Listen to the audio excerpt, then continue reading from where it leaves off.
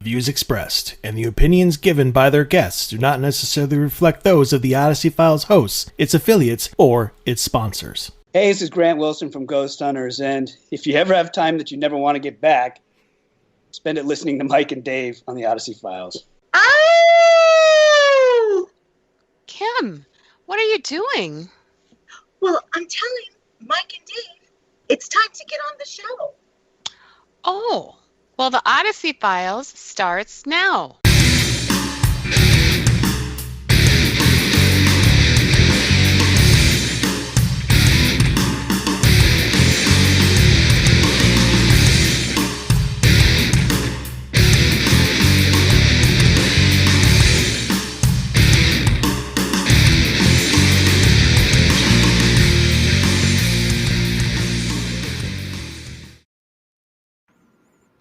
Good evening, paranormal community. You are listening and watching the Odyssey Files. I'm your host, Michael O'Neill. With me, as always, is my co-host, Mr. David Soyring. Good evening, Dave. Good evening, Mike. This is a groundbreaking moment that we've been talking about for a while. Been over a year that we kind of had first hinted about being able to kind of go live video, and we've reached that plateau. We have achieved some level of higher greatness than what we did 4 years ago on our first show. Exactly. So for those of you who, like, half of you don't know what's going on and the other half also don't know what's going on. Yep. So 100%. So basically, we are both audio and video now, thanks to the great Elizabeth Saint and the Cosm folks who have brought Dave and Mai's smiling faces into wherever it is you are, your coffee shops, your offices, whatever mobile device you are on. I just want to thank. Yeah. Oh, I hope so. That would be amazing. As I say, they're working their cubicle. Coffee shop, they're texting the person next to them. But at work in your cubicle, you're watching us live. If anybody ever gets fired for watching this show, email us at odysseyfilesradio@gmail.com. I would like to hear that story.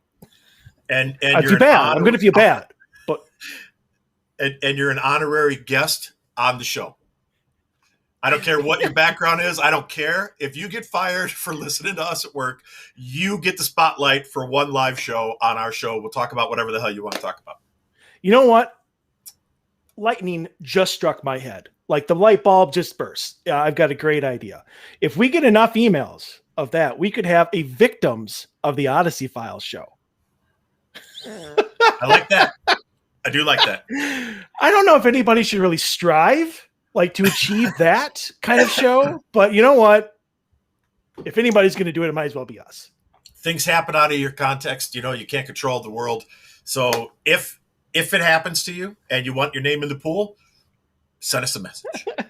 So let me just explain what is going on here. So obviously, this is the first live video show that we were doing, but we are also live on the Iron Range Radio Network, which is just audio. And we have been for several months. And this is our first, obviously, video. So I hope everybody enjoys watching us do our little thing, a little Vogue action. But so it's going to be a little weird as we work out the kinks and everything as we try to simulcast both audio and video and try to make sure that people don't, I guess, get confused as to why we're doing one thing instead of another. But we have a great guest here for our first time on video, Mr. Johnny Hauser of Villisca fame, Villisca Axe Murder House, been on many, many shows and is part of the G Crew with Nick Groff, Josh Hurd, and Chad Lindberg. He's got a bunch of stuff that we've talked to him before, and we really want to get an update on everything, so we're looking forward to him at the top of the hour. But what we're going to do now, and I would like anybody's help with this so we don't have to use Reddit. But the first hour, unless we have like in a couple weeks from now, we're going to have Chuck Zukowski on. He's going to take up the whole 2-hour show. Yeah. So about 3.5 actually, but you're only going to see 2 hours of it. Right. Well, yeah. Right. I mean, let's not counting the 3 hours after that. We're gonna. That's what I mean. It's about 3.5 hours total until we need to like go. Oh, I gotta go. I use the restroom or whatever, and then exactly. But they'll see 2 hours of it. So I love Chuck to death. He's going to come on and talk about Discovery. Right now, I'm so looking forward to that in 2 weeks. And but we can't have him just an hour. Hour is hey Chuck, how you doing? And if you're done with that's the first hour. Right. So you can't do it. So anyways, so what we like to do the first hour, for those of you who are brand new listeners or brand new watchers, I guess that's going to take some time to get to, is we like to do listener stories. People that write into us, whether they have a question, whether they have a paranormal story that they would like our reaction to or our advice for. We like to do that. And anytime we don't have enough stories to fill the first hour, we go to Reddit. So fun times. But if you would like to send us a question. There are some good stories that I pull out of Reddit though. Seriously, we've had some weeks where we've had better stories that I have looked up on Reddit than we had from listener emails. I'm just saying. So, I'm not comparing the two. I'm not trying to compare the two. I'm just saying that sounds like you're comparing the two. Not trying to compare the two. Just saying that there are some good stories coming off of Reddit. Some people that I happen to come across that seem like they legitimately had an experience and they're looking for some answers. So right, and that's the reason why we do it. We want to help as many people as we can. Dave and I are both paranormal investigators. Me 10 years, him like 50. I assure you, he looks that old. So, thank you. But you're welcome. I knew you'd like that one.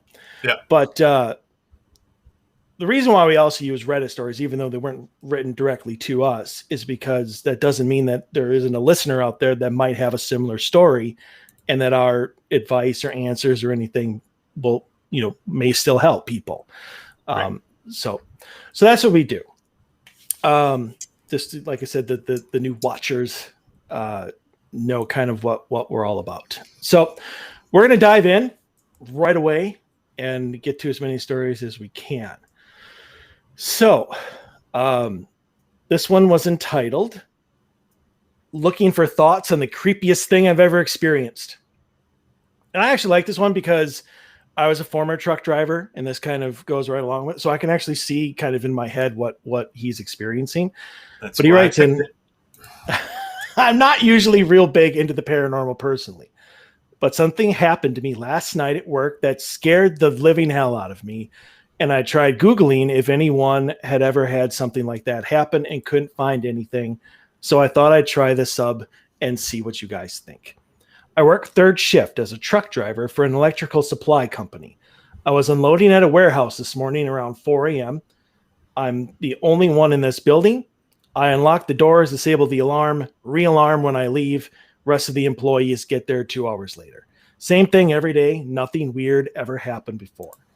So anyway, as I was unloading, I had that weird someone is watching me feeling, but I didn't think anything of it. I was down to the last couple skids, and I was walking backwards out of the truck, pulling the pallet jack in a skid, and suddenly ran into someone. Like I physically hit a body with my back and shoulders hard enough to knock them over if it was a person. The impact stopped me, and I spun around thinking, WTF? I'm just going to say it instead of saying it out loud. Did someone come into work early or something? But when I turned around, there was nothing there. Just the wide open concrete floor, nothing I could have bumped into, nobody else around. Needless to say, this freaked me the F out, and even typing it out gives me chills. I finished unloading and threw the return transfers on the truck in record time and got the hell out of there. Have any of you ever heard of something like that? Can a ghost physically collide with someone? Is there anything else that could explain it? This story is 100% true, and I swear I'm not just looking for attention. this legit scared the crap out of me, and my heart is still pounding even as I was driving away from the building. Yes, you can. Just for a short answer. Absolutely. I mean, if something can manifest themselves in any sort of, have mass, you can definitely run right into them. In fact, a lot of people, I think, have those type of experiences. The only thing that I don't know, and I would need more information as to exactly where you were. I used to deliver auto parts overnight, so I know all about the whole turn the key, turn off the alarm, do your business, and you were the only one even, anywhere around. I have never had that experience before where I ran into something or even felt like I was being watched or anything. So I guess I was lucky on that point. But I guess I would like to know a little bit of the history of the building to see if you have there's any reason for something to be there. But I definitely think, and Dave, you can chime in if you think this as well.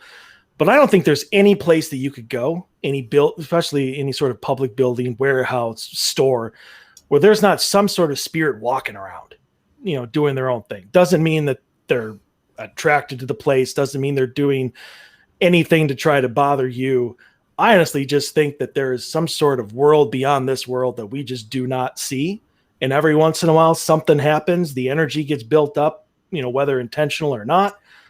And there they are. And you run into them. You start to feel them. They brush by you. There's the cold chill that you don't understand where that's coming from. I think that happens all the time. And unfortunately, you were just in that place to experience it right there. I'm sure it was probably some guy, maybe a former homeowner, that was watching you unload the truck and figured that you would just walk right through them. And you didn't. Or an old shop foreman or somebody that maybe that building had been used for a different purpose back in the day if it was an older building. And, maybe exactly. It was an old employee there that really loved that building. I will say, I think it's a great experience. That's why part of the reason I picked the story is because I really like the experience. Part of the reason I picked the story is because it hits home with you. Yeah. I really like the story. I think it's interesting. I don't think there's anything to be scared about, but I can totally understand why it would cause you to jump a little bit. I could totally understand why you would be like, holy shit, what was that? And freak out. I will say one thing different than what you said. I have walked through, 10 to 12 times in my life. I have walked through something that wasn't there. It was a spirit. It was in situations where we were looking to make contact. We were looking to have an experience, or we were, we were investigating, looking for answers, and something was there. And either I walked through it or it walked through me. I can say in those 10 to 12 times that I have never felt any type of physical bump or push, or like I bumped in, like if you accidentally like walked into somebody backwards or whatever. I've never felt that. Not to say it doesn't happen, because everybody's personal experiences are different in the paranormal, which makes it that's why it's such a phenomenal field to be involved in and to be interested in. But all of mine have been very similar in the fact, and it's the best way I can describe it, is if you took a 9-volt battery and you stuck it on your tongue to check and see if it still had any juice left in it and you were still going to use it, and you get that little tiny bit of that little tiny tingling right on the tip of your tongue, that's what it feels like, but it's over your whole entire body. It's this very dull electrical charge. It doesn't feel like, I don't know, I've seen dramatizations on TV on some of the shows where they're like, and I felt my soul being transported, and I felt this evilness walk through the me. Flashlight on the arm. Steal my soul, like tried to, whatever. It felt the cold wind of death. Yeah. Okay. Paranormal TV, watch it with a grain of salt because it's TV. And while the stories might have some basis and some truth to the story, a lot of it is exaggerated because they're trying to really ramp it up in order to get reactions, which causes continued watching. So obviously, hopefully everybody knows that. But that said, I have had a lot of those experiences. A dozen experiences in my lifetime is quite a few. And they've all had that same kind of funky electrical feeling. So never had the bumped into anybody, but I could see how that could happen. Totally think it's okay. Totally, I don't have anything to say about why he should be scared. I don't think he should be scared. Oh, no, yeah. I'm 100% You know what I mean? agree. Like he's like, what the F? And I need to get the hell out of here. And, I don't know. I don't see why. I mean, it didn't hurt you. It's not trying to hurt you. You could just be like, hey, I'm just doing I just got to drop off this pallet. I got one more skid to bring out of the truck. And then, I'm out of here, locking up, alarms going back on. The place is all yours again, man. Have a great night. And just go on. Come on. You know full well that when somebody doesn't have the experience and knowledge that we have, you bump into somebody there, it's a demon, and they're out of there. They cannot understand what just happened. Yeah, you're not even getting out of tonight, man. Yeah. If it was me, I would have been like, well, that was weird. I would have been like, just trying to make my delivery, and I would have continued on going because it wouldn't have bothered me because I have that knowledge and experience to do it. Right. Some guy that doesn't have anything is not just going to be like, all right, I'm just here to make my delivery and then go jolly on his way. No, that doesn't happen. And I know agree. This. I agree. I'm just trying to throw out food for thought for our listeners that if you ever experiencing something like that, and you might someday, right? I mean, they say right now, right? I think right now that, and I don't know if this is accurate today, but it was accurate a little while ago, that like 60% 62% or whatever of Americans believe in the paranormal and or have had a paranormal experience, whether they're willing to talk about the exact details or not. I think personally that number is substantially higher. I think that probably 20% of the population is so closed off that they're never going to have a personal experience or some type of weird moment that they would attribute to the paranormal. I think 80%, 75 to 80% of the rest of society is going to have some experience. And I think a lot of times they just brush it off. Not that it's bumping into an entity, but I mean, it's something, you put your keys down and all of a sudden they're not there. And you put them down in the same place for 8 years in a row. I've done that. I put my keys down in the same exact bowl on the kitchen table, exact same spot on the kitchen counter, for like 11 years. And there were times when I would go back to get them and they wouldn't be there and they'd be hanging by the door or they'd be on my nightstand in my bedroom. And I would say out loud, thanks a lot. I'm running late. I got to go get the kids for dance class or I got to go over here, and now's the time not to be playing games. I wouldn't be surprised if 25% of whatever's left over for the people have had some sort of paranormal experience and completely brushed it off as something right. else, something natural. Right. I mean, I would assume that just a crap ton of people have probably had paranormal experiences and do not even realize it. I would agree. I agree 100%. Great. Right. On to the next. Am I being haunted? When I was younger, around 6, I got this basic wood dollhouse. It was just a pale brown color, and I loved it. Before getting this dollhouse, I don't remember any paranormal things happening, and if they did, I was too young to realize.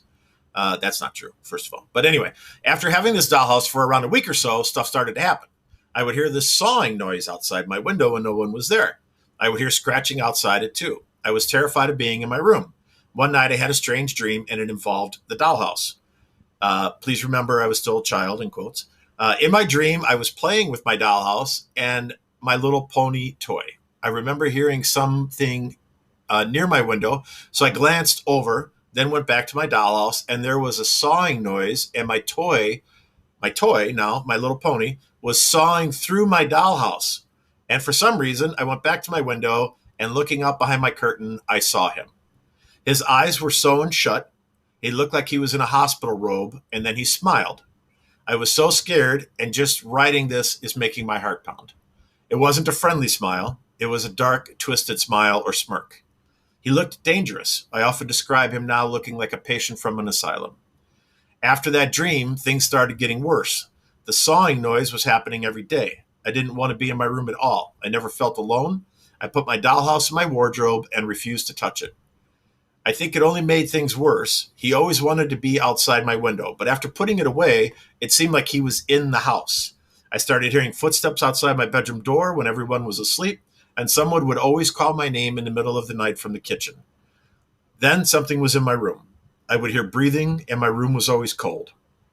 When I was 11, something happened that I didn't know could. I was awake around 2 to 3 a.m. reading.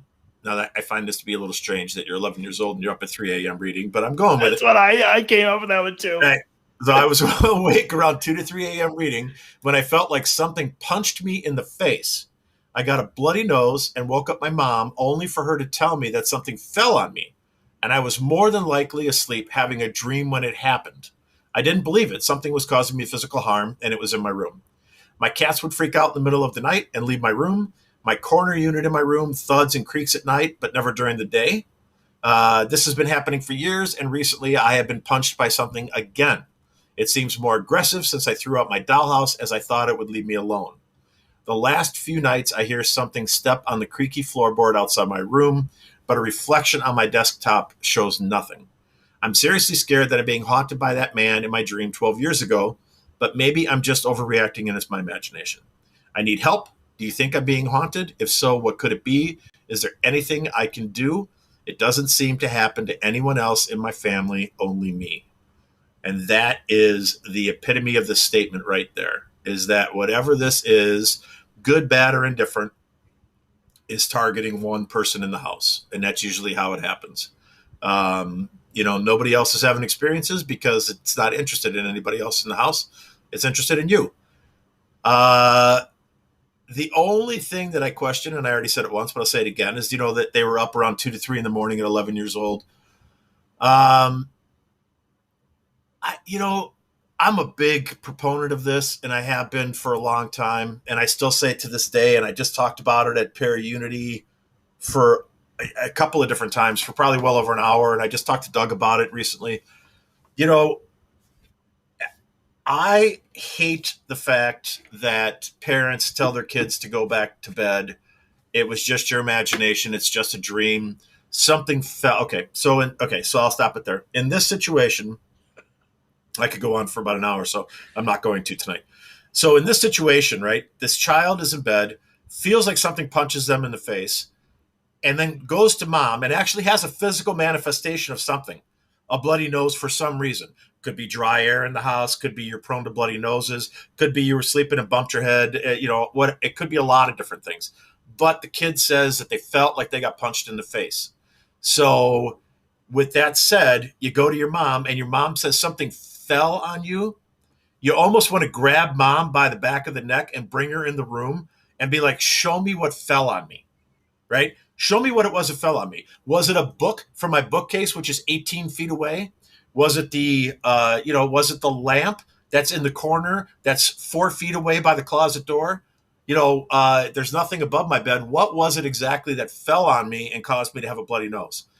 I'm kind of going off on a tangent, aren't I? So anyway, I can't help it. That's deep passion with me. So I don't like the fact that happened. I can't quite put together, and I've read this story about a dozen times. I can't quite put together what the dollhouse has to do with the creepy looking dude out in the yard. I don't know what the relationship there is. I don't know if, it just popped into my head just a second. Maybe that dollhouse was built in an asylum. If this guy's from an asylum, maybe it was like a project, arts and craft project that they did in the asylum or in some sort of lockup type of situation. And maybe this guy built it. Kind of like, I guess it's possible because if you take a look at people that we know that have Gacy artwork and that have Gacy things that belong to John Wayne Gacy, which is one of the most horrific serial killers of all time, that his spirit still visits those people that have those objects. So is that a possibility? I guess it just popped into my head. But I'm going to stick with, I don't really get what the relationship there is. I don't like the way she described that guy. Because if, we always say that spirits like to show themselves in more of a positive fashion if they passed away. If they're, If they're not there to do harm, if they're just there just because they're there, they're not going to choose, usually, I guess, not going to choose a vision of what they're going to look like in some horrific type of eyes shown shut and, an old bathrobe and an older guy with like a smirk on his face. To me, that sounds dark. It sounds like dark energy. It sounds something out of a horror movie. So the fact that it's there, the fact that I don't think it has anything to do with the dollhouse. I'm just going to say that. It showed up for some reason. It's not looking for anybody else in the house. It's interested in you. It's a dark entity. I'm going to leave it at that. I too cannot see an 11-year-old up at 2 to 3 in the morning reading, like playing video games, maybe. But reading? No, not going to happen. But you never know. Maybe this is a very studious person. Let's not judge. But I'm with you on that one about the guy and being attributed to the dollhouse, but in a little different way. I don't think the guy has anything to do with anything. I mean, if you look at the story, she saw the guy once in a dream, and she was already, on edge. She was already experiencing like noises from outside. I mean, in the imagination and creativity of a child, especially one that's reading at 2 to 3 in the morning, is going to make up all sorts of things in their dreams. And the fact that she only saw it once total, just in that one dream 12 years ago. But the thing is that she's attributing everything that has happened since that she can't explain to this guy. And it might have nothing to do with anything. So, I mean, I'm not saying that she's hallucinating or anything like that. Although if there's high EMF in her place, maybe it is. All these noises and stuff came from outside, critters, birds, something. Maybe I don't know anything about, I should say I don't know anything about woodpeckers, but I mean, is there some sort of bird or whatever as they build a nest sounds like sawing, I mean, that's interesting, right? But during the night, that wouldn't be happening because birds aren't active at night. Well, I mean, yeah, I agree with that one. But I mean, I'm just saying that for the sawing noise, there's definitely a natural reason that this could be happening. Yeah. Maybe a family of beavers, whatever, moved in next door. You never know. Right. But I mean, and I don't think them chewing on logs would sound like. No, never. Could be. I don't know anything about nature. It could be like a beehive that got in between the like wood siding of the house and the outside siding and the wood siding, like honeybees or whatever. Because if you think about it, when their wings beat, they get that hum, and maybe she attributed that kind of hum to the sawing sound. Perhaps. Maybe that's a logical explanation. So there could be something that just got into the rafters and they're dragging stuff around. I mean, that might sound like saw.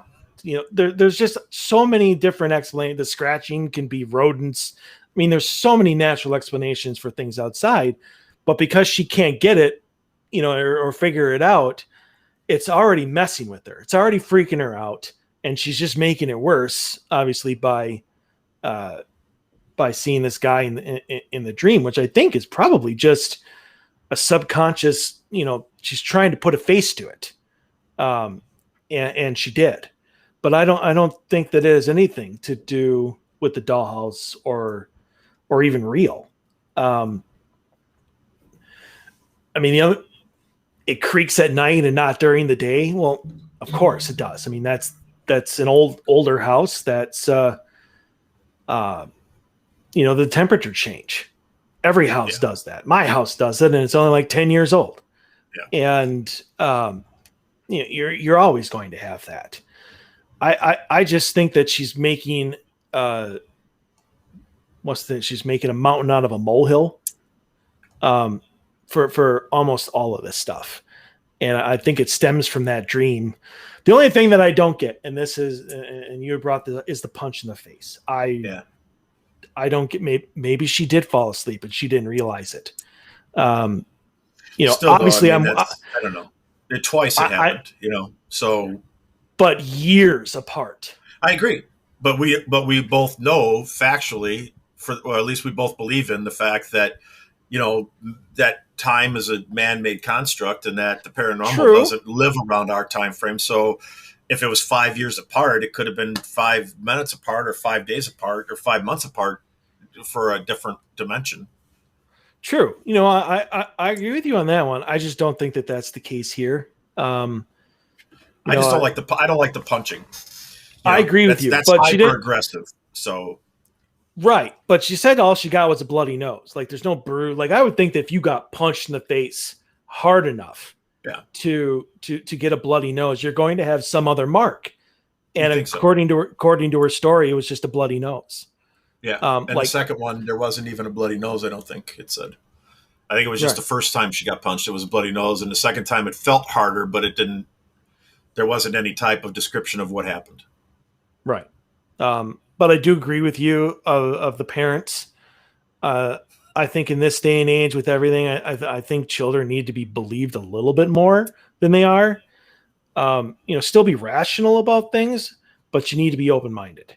Right. If your child comes to you, especially if they have some sort of physical, like actual physical type of reaction, like a bloody nose or like a bruise or like a scratch that they couldn't explain. I don't think you must have rubbed on something or something fell on you is going to work. I get why they do it. They want their child to feel safe. If something fell on them, that's no big deal. An entity punching you in the face, it's something to worry about. And they don't want to do that to their kids. So I get that. Right.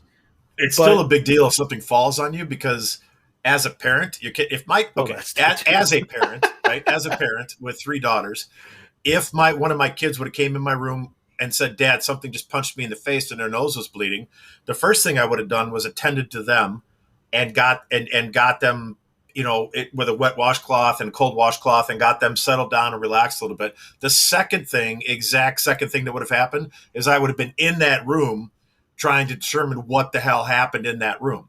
And I would have been looking for, is something out of place? Did one of the trophies fall off of Sam's shelf? Did something happen? Did a book fall down? Did she, could she have bumped her head in the nightstand? I would have looked for blood on the sheets. I would have looked for blood on the nightstand. And if there was nothing there, and she said it felt like she got punched in the face, then I would be concerned as a dad, involved in the paranormal or not, that something happened to my kid that I can't explain. Right? I mean, that's just being a parent. So for somebody to say, yeah, just go back to bed, it was nothing, that's just total bullshit. Sorry. I'm throwing the mom out here and calling her out in this story. So, well, just parents in general, because I know a lot of them do it, and they all have their reasons, whether selfish, whether selfless. They all have them, but whether it's the right thing to do or not is still up for debate. Exactly. Case by case basis. All right, moving on. Demon in the closet. Love it. Because that's where they always are. They always are. Closet or under your bed, one of the two. Yeah. We just need to have like demons and then closet demons. We should just make it a whole nother category just for them. We get like demon in the refrigerator. Like I got to find a story about like a demon in a refrigerator. How about a beer demon? Like I'd like an alcohol demon. I think would be good. I think a lot of people would enjoy those people. Right. I'll look for one. All right. So she writes it. My boyfriend and I recently moved into a new apartment after experiencing some crazy paranormal activity in our last apartment.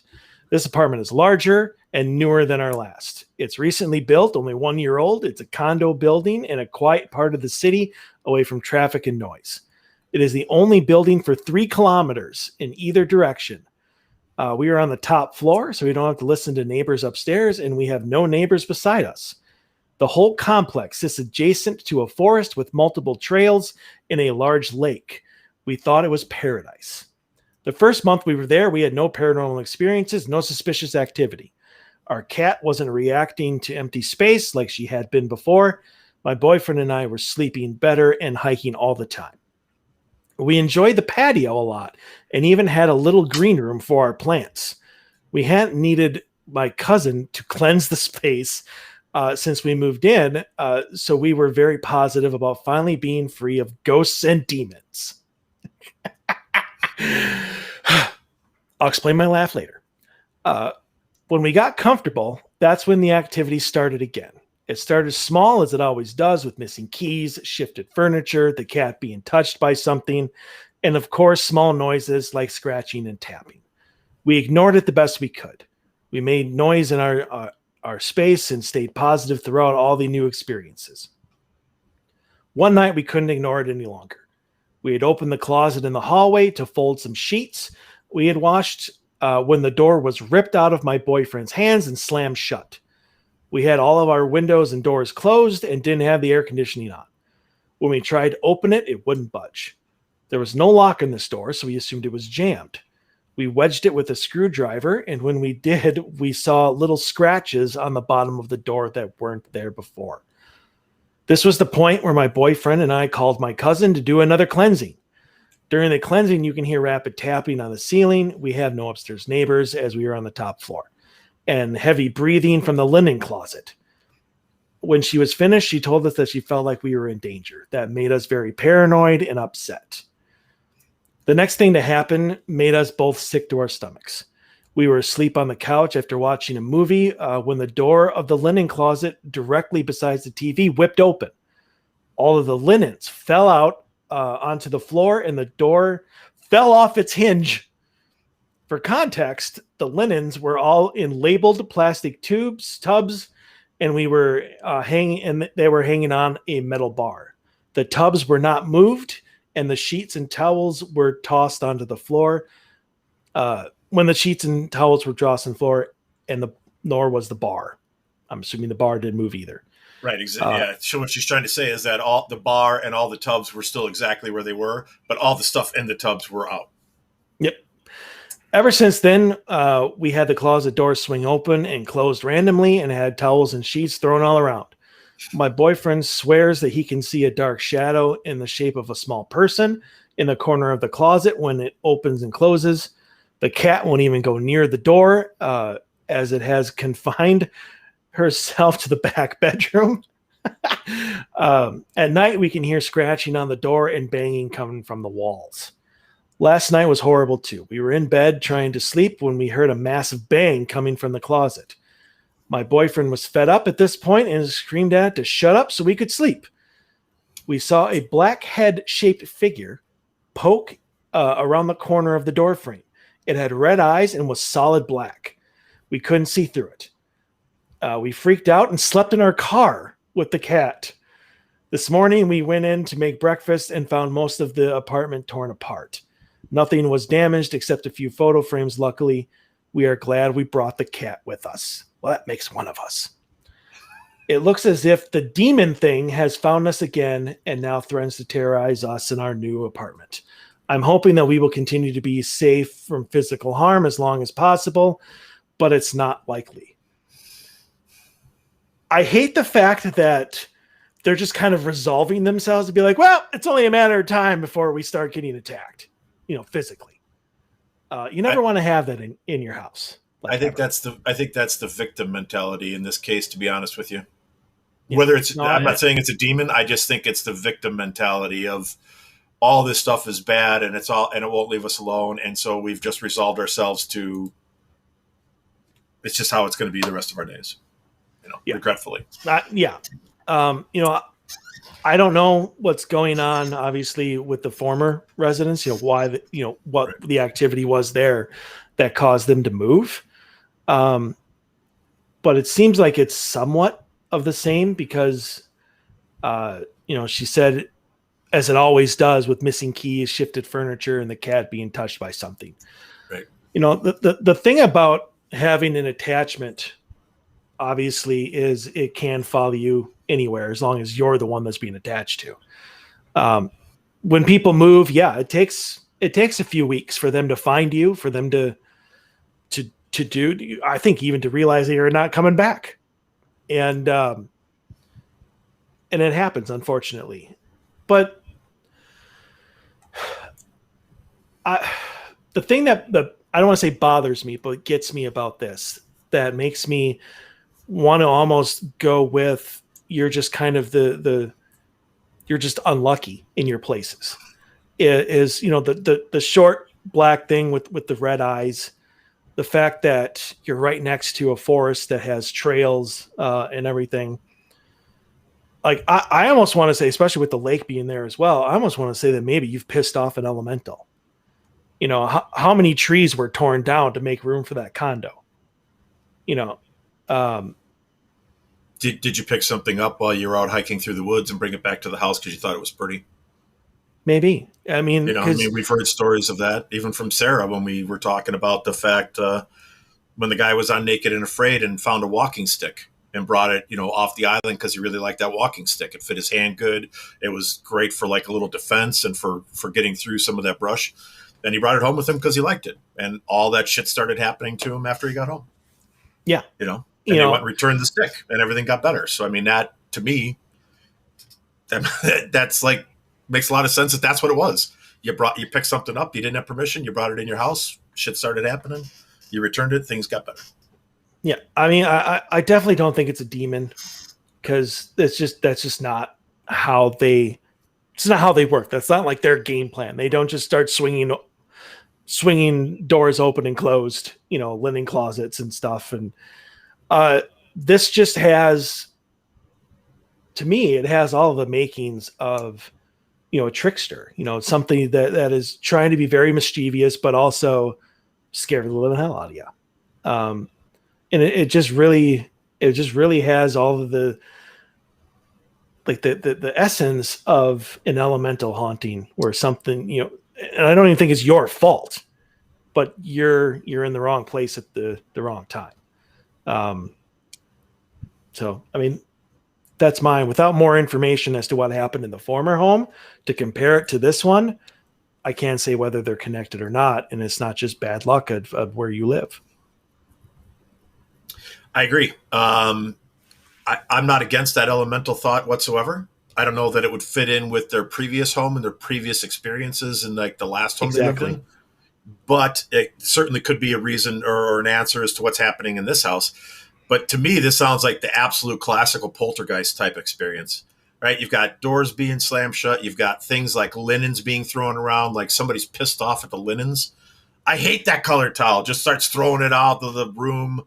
A lot of times, and I'm not saying this is the case, but a lot of times once you experience something paranormal that is frightening, the door getting ripped out of your boyfriend's hand, that would be frightening. If you were standing there and you were folding laundry and you had the door or whatever was there and you literally got it ripped out of your hands and slammed shut, that would be frightening. Why the hell did that just happen? That should not have happened. And in a normal world, in a normal circumstance, that did not happen. I do like the fact that she went on to say, you know what, the windows weren't open, the air conditioning wasn't on, there was no reason for some vacuum pressure. I like the fact that they're kind of logically trying to break down what is happening here and not just assuming that everything is like, oh my God, it's the end of times. So I don't know where to go with this, to be honest with you. I picked this one because I thought that this was like an interesting story of a continuation of somebody who has haunted themselves, not the location. And I think that one of those two people is haunted. Now, whether it's a dark entity that's following them or not, I'm not sure. If it was a dark entity, I think there would be more physical attacks and physical things happening to them individually. They're not talking about nightmares. They're not talking about scratches or bruises or being shoved or pushed or anything along those lines.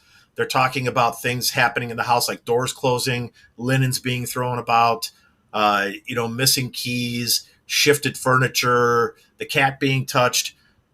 Part of that sounds to me like it might just be something that's kind of playful in a way, touching the cat, missing keys. That doesn't sound threatening. It's just something that's being playful, like you said, a trickster. So I think there's a possibility that there's more than one entity here. I think there's a possibility that something is at this location because, like Mike might have touched on, and he might have hit it right on the head, that it might be an elemental. Who knows? So that might be there naturally. And then you might have also brought your baggage with you because it's attached to you and you've never got cleaned. So, now you got a commingling of energies. So now some weird stuff is happening. I don't like the description of the little short, solid black figure with the red eyes, because that right off the top of my head screams demonic or negative. There's nothing positive that's going to show itself like that. But there's nothing physically happening to them. I don't see signs of oppression. I wouldn't say it's demonic. But I am going to say this, and this is why I picked this story. If this stuff is really happening, okay, if we take this at face value, give us your address, get a crew in there, and this is going to be one of the best damn documentaries ever filmed. Seriously. Because if you've got all of this stuff going on and you're 100% legitimate of all this stuff that is happening in your life, and you're really reaching out for help, then reach out to somebody, reach out to a team of investigators, reach out to somebody who's got quality time in the field, not somebody who watched, I'm not going to name a show because I don't want to offend anybody, not somebody who's watched a television show and 6 months later said, well, I can do that.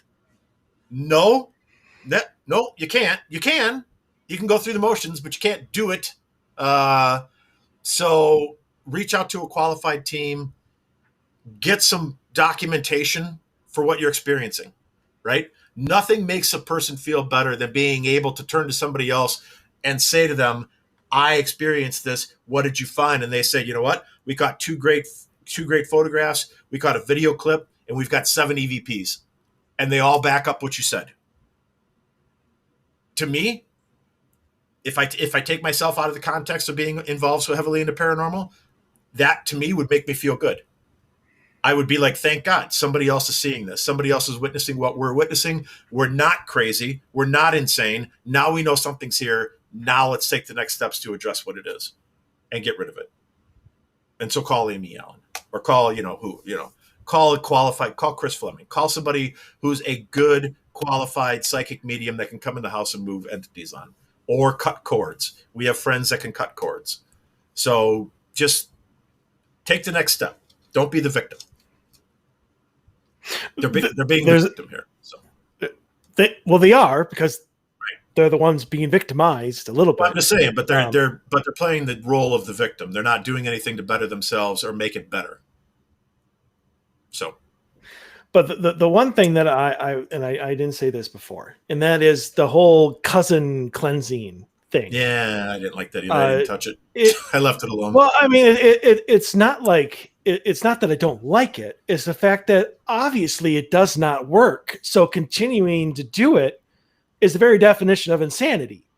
Plus, as you and I both, are more than aware, cleansings will only take care of a certain level of haunt.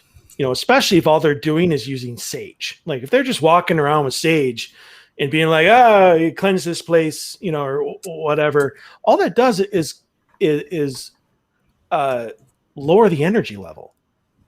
That's it. It actually increases the vibrational energy, right? Sage This actually makes it feel more peaceful. Yeah, well, right, because it increases the vibration. So sage to me brings in more love and light, and increases the vibrational energy of the house.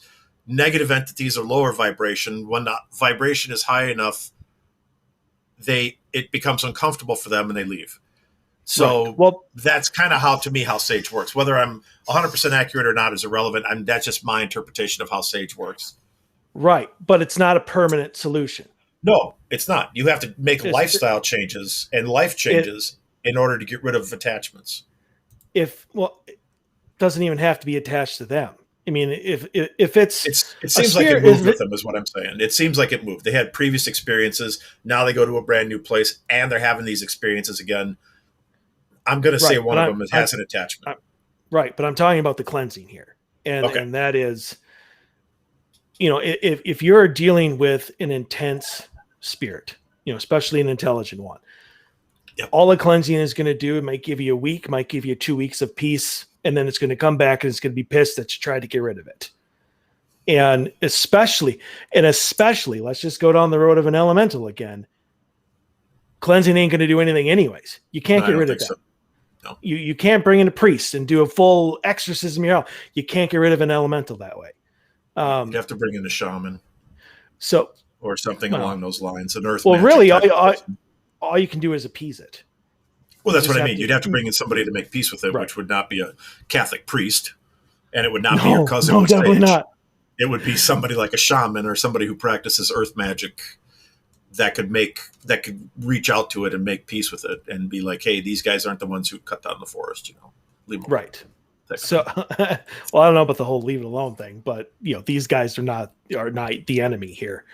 But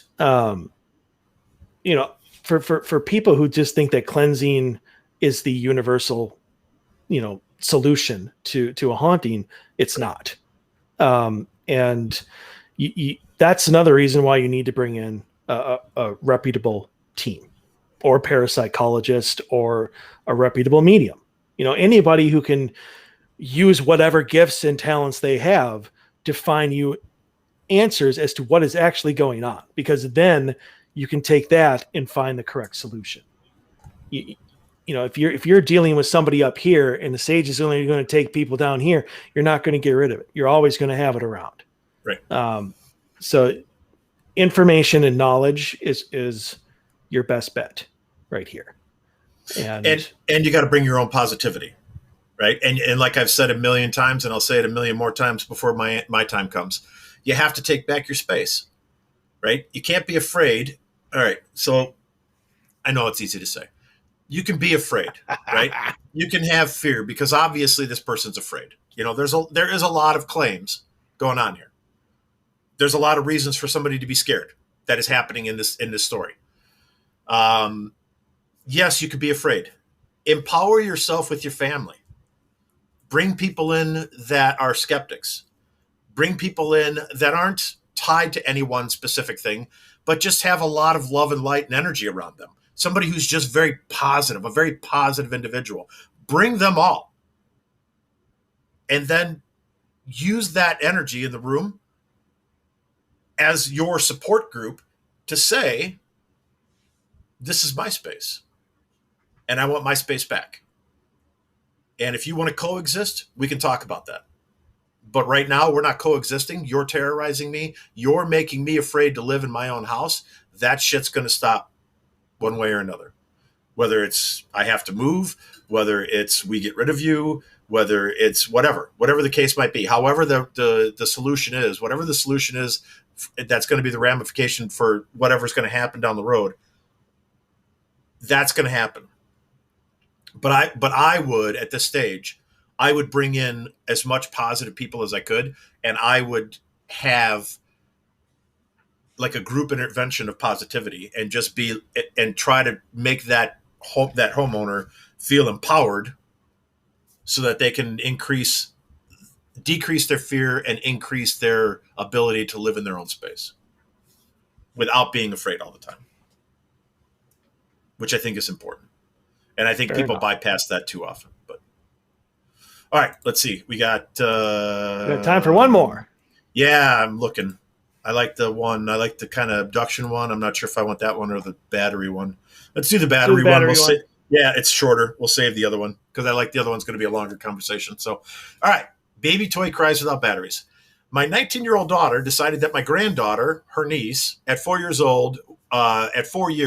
was old enough for the Annabelle doll she loved as a young girl.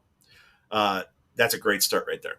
We washed the clothes, cleaned up the plastic parts of the doll, and opened the battery compartment to insert the new batteries, and the doll started crying, giggling, and making cute baby sounds as she was supposed to. My daughter was surprised. She still worked and was thrilled. I dropped the doll and stood still with a surprised look on my face. She then saw the batteries in my hand, not in the doll. Needless to say, the doll was put straight in the bin. Obviously, this is coming from England, Europe, whatever. That's the garbage can is the bin.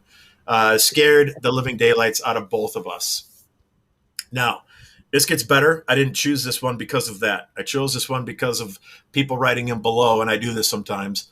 And there are a couple of other stories that came in that are pretty interesting, where people had things happen where, like, it takes batteries aren't in it. I'm not really sure what's going on. But I'm going to read another one because I think this one is just absolutely wonderful. This reminds me of a weird encounter I had. My Boy Scouts troop was helping a nearby town do flood cleanup years ago. helping anyone and everyone clean out flooded houses, throwing things away, trying to get stuff out of the streets. We were in town for a couple of days helping. On the last day, we were asked by the organizers to help clean out the soaked contents of a little local church. I wish I was kidding. I know how cliche this sounds. And we helped the various other volunteers and church folk bag up everything and move it upstairs and to the curb for pickup. Zero issues throughout, aside from maybe inhaling mold, but I digress. Once we were done, we were sitting there chatting with other volunteers near the trash, middle of the day, nice and sunny, enjoying the fresh air after being in that basement for a few hours. Cue the siren. A little tinny fire engine siren. Caught us all off guard. One of the volunteers from the church nearly fell over.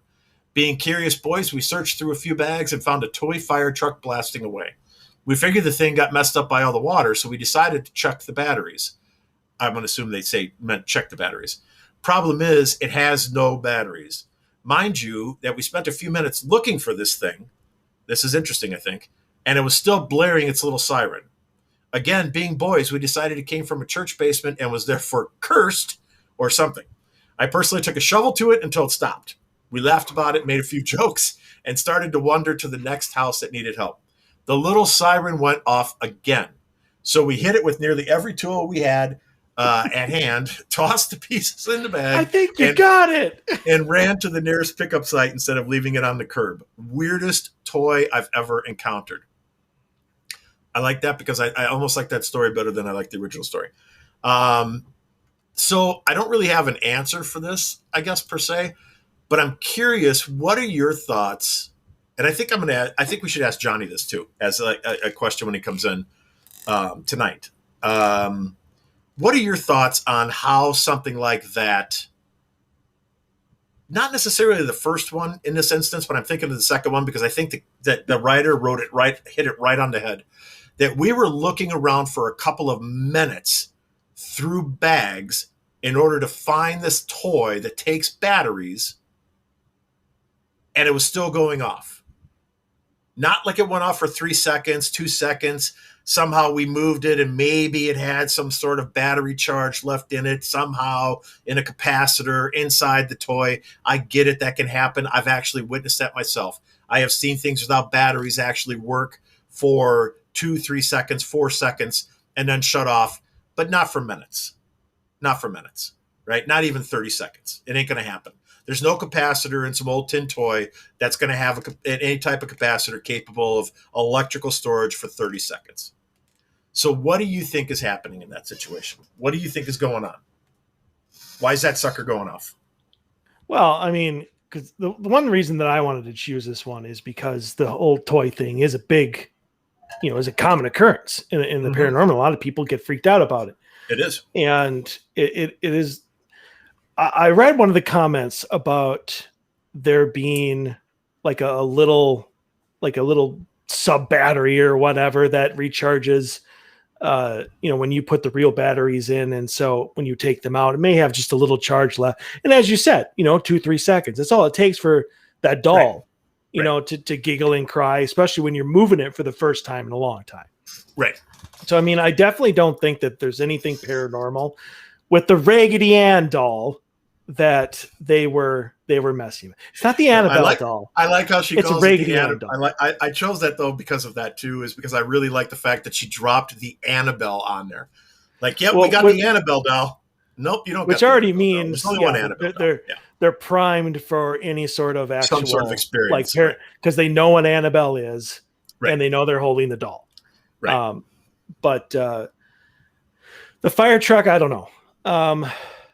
I would have to see it. Maybe it has an alternative power source. Like the battery backup kind of thing. And that's where they check maybe that's it. And again, something hit the on switch and it had some other charge that they didn't know about. I would literally have to see this truck to see what's going on with it. But I mean, is it you possible? Can't now because it's beat the shit by the sound of it. So. They beat the crap out of it, which makes me laugh hysterically. Hammered it with the shovel, and then it still didn't shut up, so it got another beating, which I find hilarious. Exactly. If you double tap. I mean, isn't that rule number 2? It is rule number. Yep, double tap. Yep. So what it is, I don't know. I would have to see, but I think in general, toys that go off, especially when they're being handled, I don't think there's anything paranormal about that at all. No, I don't either. Right. And I agree with you. The only reason I read that second part of it is because it said minutes. And I like the way that he wrote in there that it took minutes. It was going off for minutes while we were searching for it. And that makes total sense to me that you'd be looking for it. So sweet. All right, we're going to ask John. We'll sneak it in while we're talking. Exactly. Who is coming up next? We are going to go to break here really, really quickly. We'll be back a couple minutes, and Mr. Johnny Hauser is going to be joining us. So you are watching and listening to the Odyssey Files. We will be right back.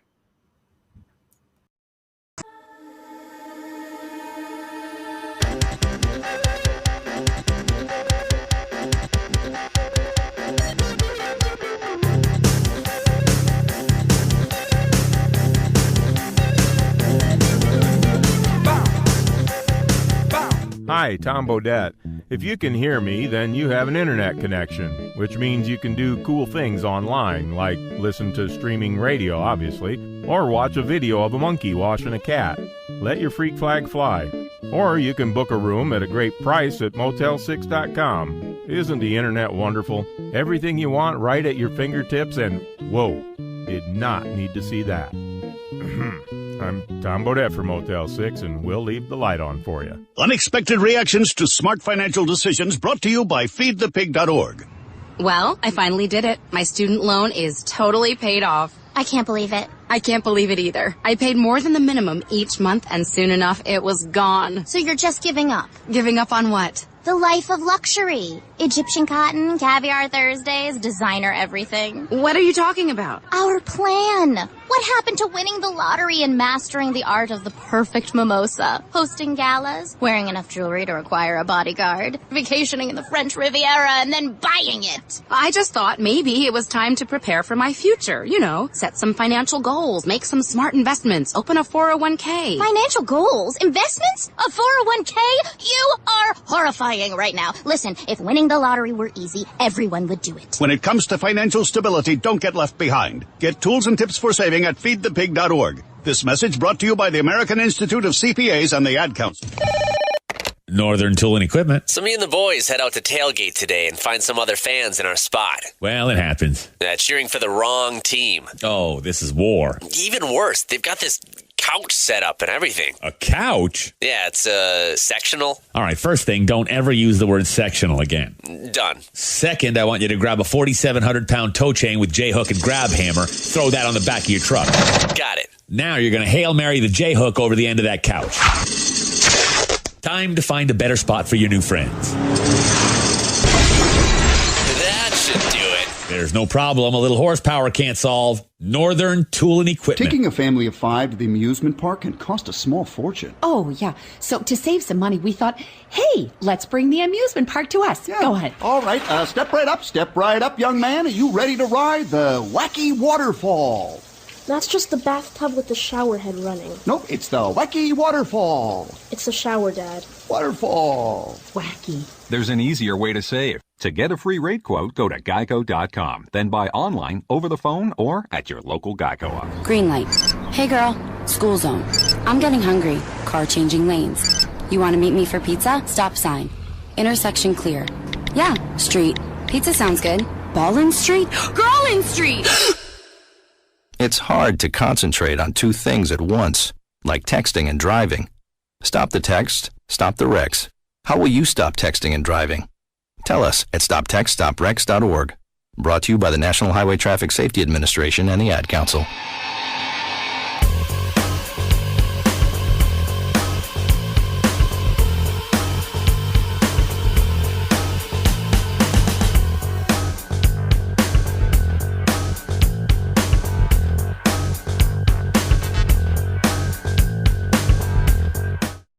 This is Heather Taddy of Paranormal State and Alien Highway. I can't say that the Odyssey files are out of this world, but Mike and Dave are quite abductable. Yes, we are.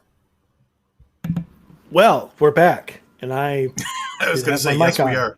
I beat you to it. You mouthed it, and I said it. Yep, we are quite abductable. Yeah, so apparently there's some tech trouble. And Mr. Johnny is in the chat room and not in the backstage area. where he needs to be.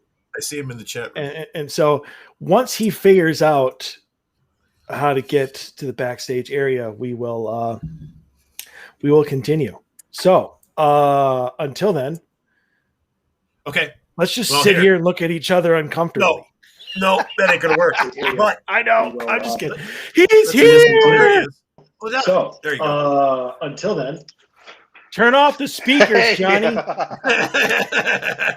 Wow, I'm sweat. Wow, that was something.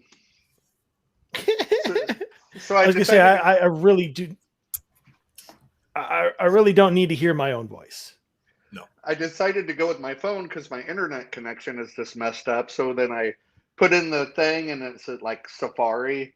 The browser's outdated, so I had to download Chrome real quick, and whew, that was a lot. That was a lot happening. Wow. Yeah. Okay. We're here. Good. Good you made it, man. Well, welcome. Glad to see you. Thanks for having me. It's been a while since you've been on, and we've been wanting you back, and we're glad that we were able to finally find this time, because I know Dave especially really wants to hear about your haunted doll experiment and how that's going. Absolutely. But first, let me just ask you how you're doing. Living the dream here in Villisca. I mean, like, it just sucks because last year so many events got canceled. I was going to go to England for a paranormal deal. Like, so many lined up. I was excited, and then boom. I mean, which was for everybody. I mean, yeah. Can't complain. We're all here and we're all safe and talking to each other. So that's all that matters. But here I am just doing the same thing. So I'm curious, and we've kind of been throwing this idea around and talking to people about it and stuff like that. With all of the shutdown, just kind of sticking on the COVID idea here, with all of the, like, everybody kind of all of a sudden becoming a recluse and like everybody's hibernating in their house and stuff. Has anything changed in your opinion at the Villisca house, at the Axberger house? I mean, has it gotten like anything that you might have noticed? Because if anybody knows that location, right, and like can feel the vibe to that house, it's going to be you. So are they longing for activity? Maybe are they sad that maybe like they're not getting some energy brought in and people visiting, or is it just whatever, stay the hell out, we're good with you guys not coming? Well, it's interesting because, like, during the lockdown, there was about 5 months we had to shut down because we're classified as a museum. And the governor of Iowa finally is like, museums are shut down, and we were the last to be able to open. So I purposely did not let anyone in the house. I didn't even go in the house for 5 months, period. And I'm like, I just want to use this as an experiment to see what happens when this house is sat empty for 5 months, which it has never done in the 20 years I've been there. Right. Then boom, here's some overnights. And nothing happened for the overnights. It was just quiet, dull, no big deal. Now the house is more active today than I've seen it in 20 years. It's insane. And the activity is just getting weird. So what do you attribute that to? I don't know. I don't think it has anything to do with the lockdown or anything like that, or the people, because for 20 years I've just been researching and watching and looking at every overnight, and like, there's got to be patterns in it. There's patterns in all of nature. There's patterns in everything. Right. And I've seen no patterns here. Like here recently, a guy got an EVP. The first one he said it was deeply disturbing. He had to leave the house for like 10 minutes, collect himself, then come back. And then he got an EVP, and it was a woman's name. And the woman's name was his girlfriend from 30 years ago. Like, that's the next level stuff. You know what I mean? Yeah. There was a team that's odd. Yeah.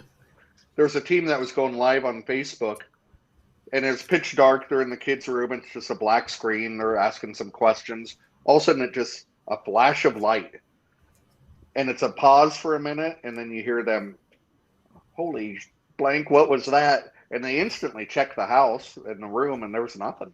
I've never seen that before. So one of the things that COVID and everything did for me as well is there's a ship up in Duluth, Minnesota called the William A. Irvin ship. And it's a museum, but it got moved for seawall repair. First time in decades it had ever been moved. And then it was moved back and still sat just employees for probably another year and a half because of COVID. And my team was the first one that was allowed to come in and actually investigate. So I was super psyched that experiences were going to be off the chart because nobody had been there to talk to them forever. And again, just like Villisca, it was perfectly quiet. And I'm wondering, and this is kind of a two-part question, do you think that because they don't get interacted with for so long that they just cease to be interested in whether anybody's coming or not? And the second part of that is, at that point in time, and then do they leave? And they're like, well, I don't need to be here anymore because nobody's coming in to talk to me. I'm all by myself. There's no reason for me to stay. Does that open the door then for other spirits that are not original to that location to then come in and inhabit it? Especially now that you said more people are going in, but all of the experiences are different. They're weird. Yeah, the way I look at hauntings is almost like let's just say a heroin addiction. You can ignore it, and it'll probably go away. Especially if you have 4 or 5 months of nothing, could probably dip out and just lose its power. Could come back at any time without you even expecting it. But I think, maybe some of these places, the usual ghosts just kind of fizzled out and they're like, let's go somewhere else.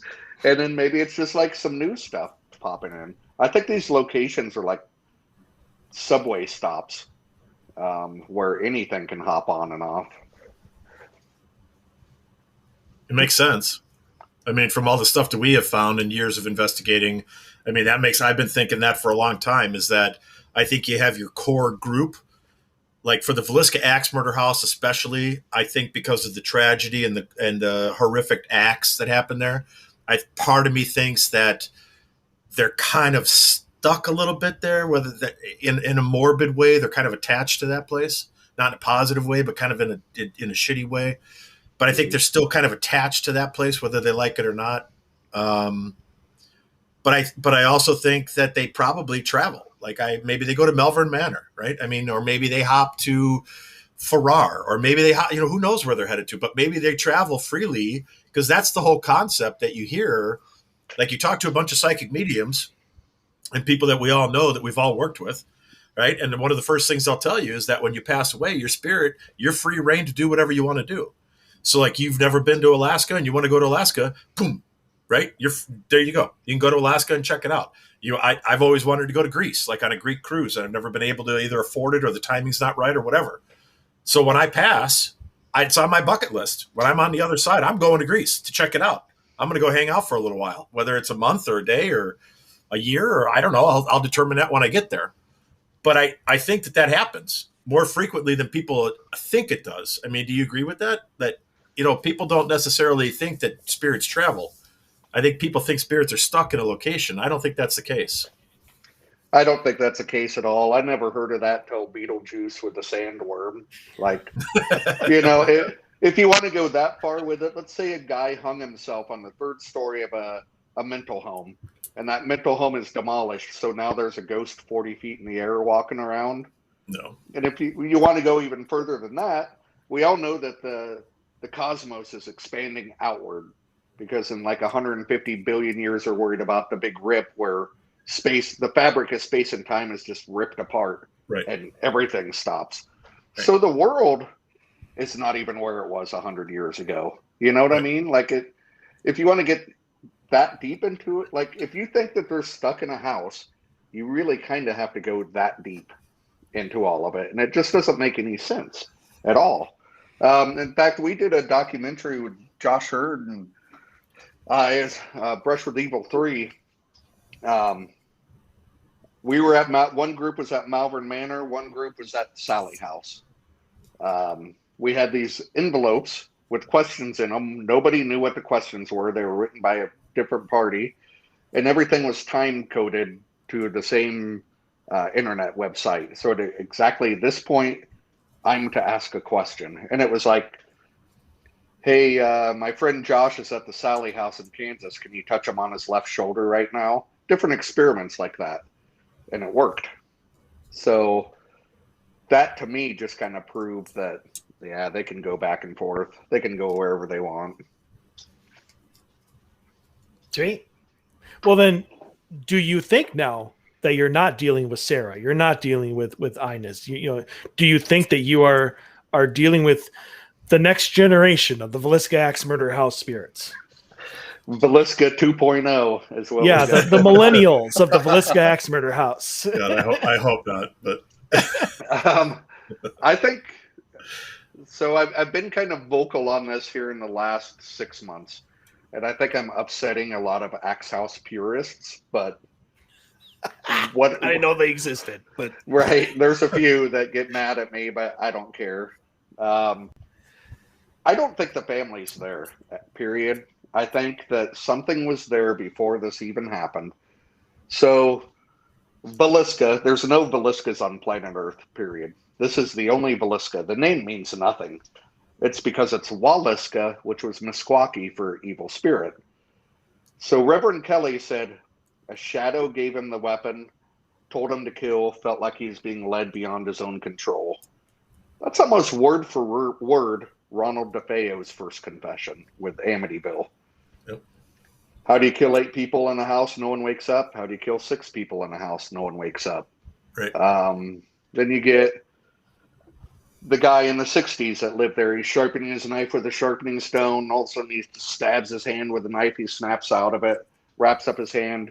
They leave. 2014, investigator shoves a knife through his chest. I think whatever's in that house was there before the murders, and it preys on people that aren't mentally stable or rooted in whatever faith you believe in for protection, and it exploits that and it plays with it. One night a group, the kids rolled a ball to us. One of them hugged me as a spiritual experience. The next night, the investigators are like out of the house at 10 p.m., left half their gear I have to mail back to them. Like, how is that the same location? It's vastly different. Or is that the human factor? Right. I mean, Very well could be. Right. I mean, because I don't know that I mean, in order to run out of the house and leave anything of your personal belongings there, like what the hell would have to happen, right? I was for us. At one of those. For us, I mean, it would have to be Satan himself coming up, like ready to stab you with his pitchfork, and I'd be like, "Wait a second, seriously! I just bought that Zoom recorder. I'm not leaving that here. So give me 5 seconds to grab it, and then I'm out, and we don't have to do this confrontation thing. But I'm not leaving half my shit behind because a ball rolled across the floor." So.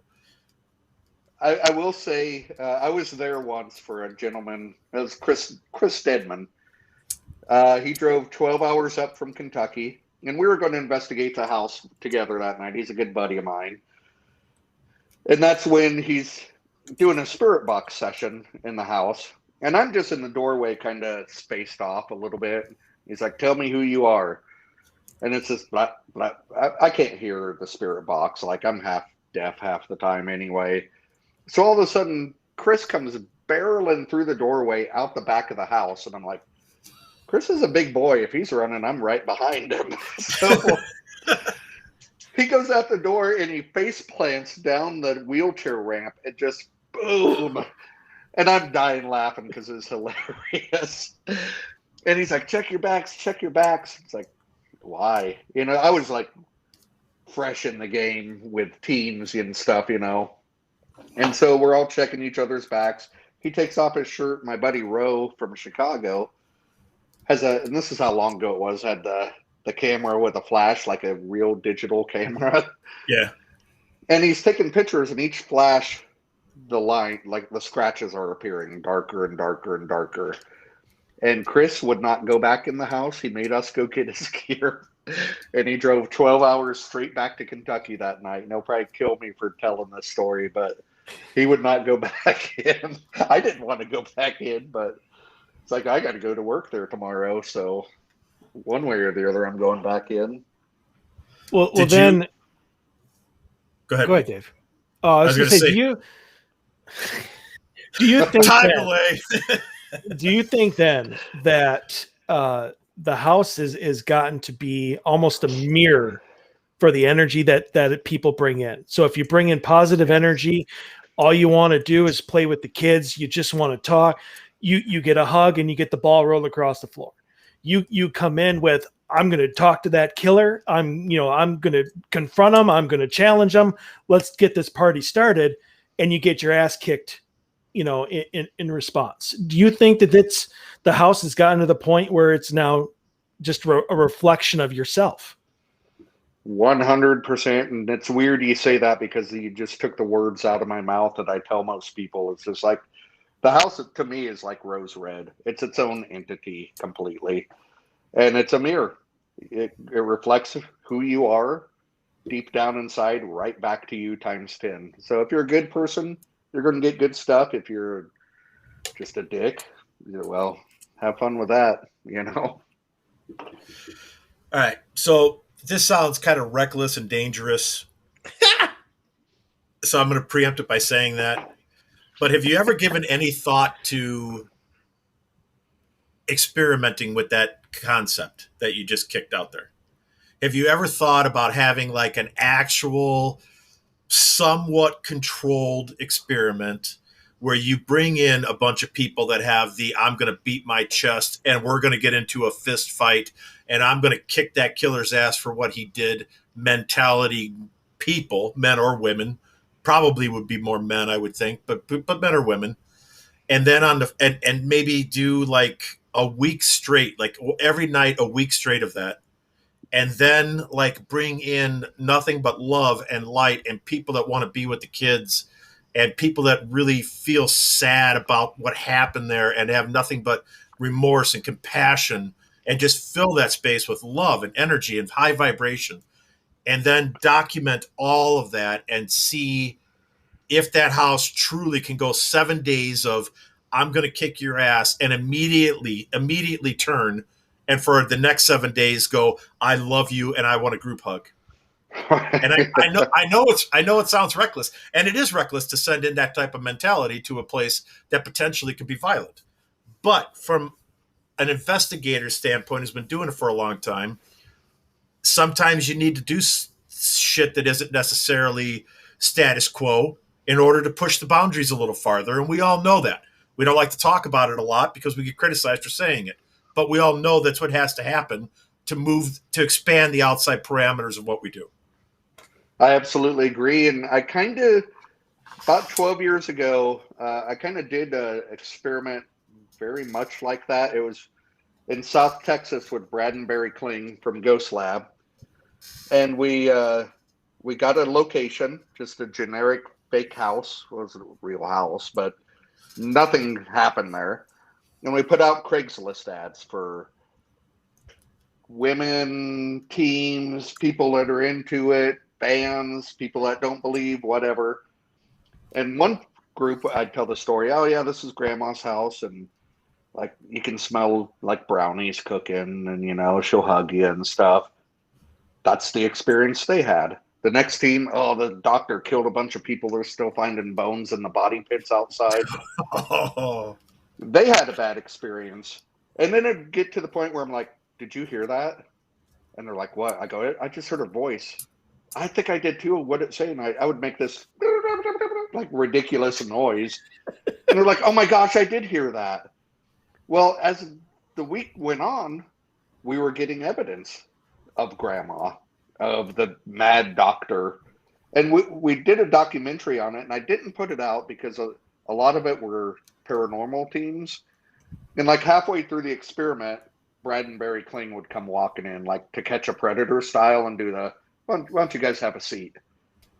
And they'd sit down, lights on. They're like, everything we told you, we completely made up. And a lot of people were super pissed off about it. But then one team goes, "That's really great. I'm glad you guys did that. It opened our eyes of what not to do with preconceived notions." And then we did psychics. It's like, pick them up like an hour away from the place. We brought them to it. They had no idea what it was. And we just got out of the vehicle, cameras rolling, said, "Do it. Whatever you do your thing." And all of them failed miserably. And I never put that out because I don't want to ruin anyone's livelihood. You know what I mean? Right. But it was very eye-opening to me. And I really think that doing that at the Axe House, it would probably mirror all of that. Wouldn't putting out a documentary that kind of will show the psychosomatic, part of the paranormal, how our preconceived notions going into a place do in some way, manipulate the environment. I mean, wouldn't that be I know a lot of people would probably be mad because, they would probably feel like they're being mocked, maybe, they're being called frauds, so to speak. But I mean, wouldn't that not be good for the field to have that out there? I think it absolutely would be. And I may just put it out and like blur faces and change names. The reason I didn't at the time, because there's a lot of credible teams that came and did this because it was Brad and Barry clean. They're like, "Oh yeah, our team's coming." And it's just like, if I put this out and we totally show them, like, they're going to lose all credibility in the field. You know what I mean? And I didn't want to do that to somebody because we all grow, we all learn. I can remember seeing, "Oh, does that orb have a face in it?" It's 20 years ago, but I fell into that for a second. Yeah, I've done it. Yeah. So I don't know. I still have all the tapes. I still have all the footage. I may do something with it someday. Well, if you ever want to take Dave's experiment at Villisca, absolutely, I'm there. Yeah, I mean, I would like to participate in that too. I mean, if it's something that you ever decide to do, I mean, I would like to come down there because I've been to the house, but I've never investigated the house. So, I mean, I would like to see if that, something like that actually happens. Right. And then if it is preconceived ideas, what is that really telling us? Yeah. Right. I mean, because that's the next step, then we're all going to have to take that step. And that's a big ass step, man. From where we are today, that's a big step. Like, that's like, you're going to have to jump to make that step, man. Seriously, that's not a baby step. That's a big step. I think perception is everything in this field. And, it's, we got to push the boundaries. We got to do stuff like that. Otherwise, we're all going to be 100 years from now. What's your favorite color? How many people are in the room? What year is it? You know what date it is? Who's the president? Yeah. Who's the president? Yeah. What's your favorite color? Yeah. Who cares? I mean. Right. And to be honest, I would love to get an EVP that is simply that. I don't give a shit. That would be the greatest EVP. I would do anything to mount that on my proverbial wall. If I could get a response like that. Yeah. I don't remember asking or giving a shit. It'd just be like, "I'm dead. Why do I care?" Or you hear the guy in the background be like, what a stupid effing question that was.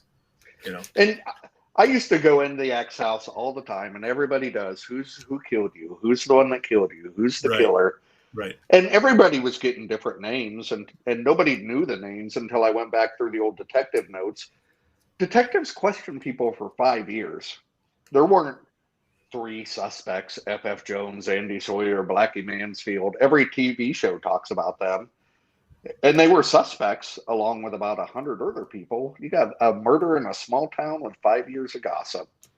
I mean, and they were all getting different names, but they were all names of townspeople that lived here in that time. And so whatever was in the house was just messing with people. But I don't even think it matters.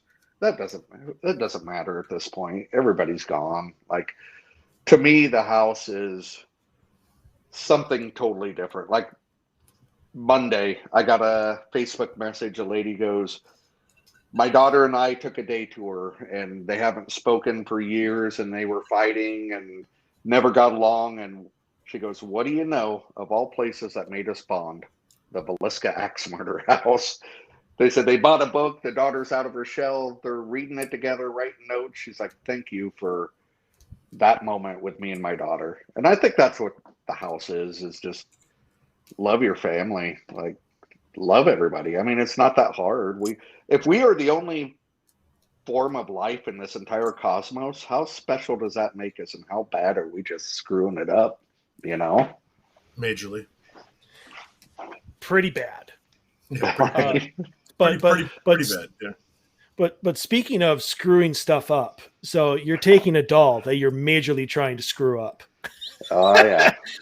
And I would like you to explain your experiment, and whether you've actually been able to, because this happened pre-COVID when we talked about it.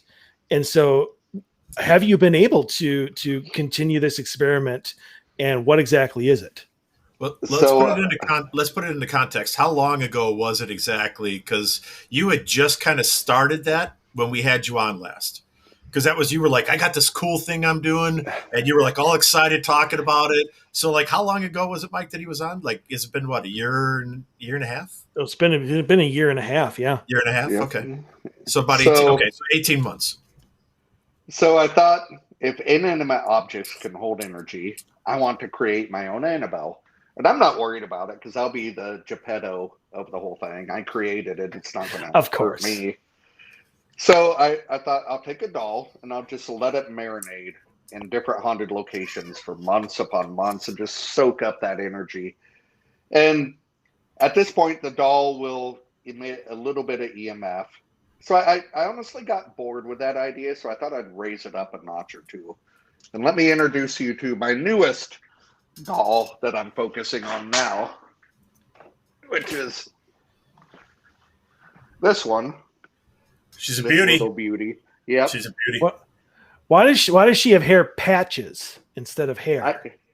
I was driving and I saw it on a curb with trash, and I thought, I'm stopping and I'm picking this doll up. So nothing bad could ever happen with that. And if that dude from England or the UK wants to send me that doll, go for it. I'll take it. But it's hard plastic. Sorry, girl.